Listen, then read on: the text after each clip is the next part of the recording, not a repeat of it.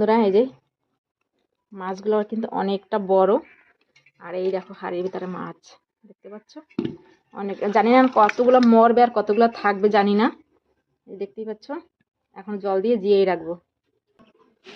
এই যে এই হলো গিয়ে আয়লা মাছ, দেখতেই পাচ্ছ, এটাকে বলে আয়লা মাছ।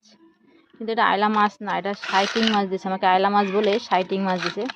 এই যে দেখতেই পাচ্ছ, আমাকে দিয়েছে সাইটিং মাছ। কিন্তু আয়লা মাছের এখানে শির থাকে না।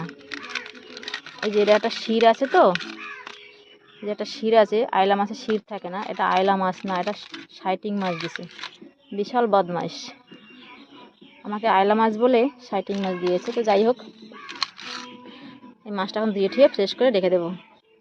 আর এখানে কিন্তু অনেক কটা মাছ মরে গেছে, মাছগুলো তুলতে হবে।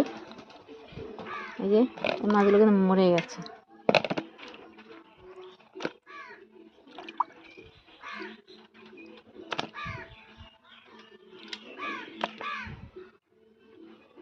ব্যাস, এই মাছ কটা মরে গেছে, এই মাছ কটা কেটে রাখতে হবে।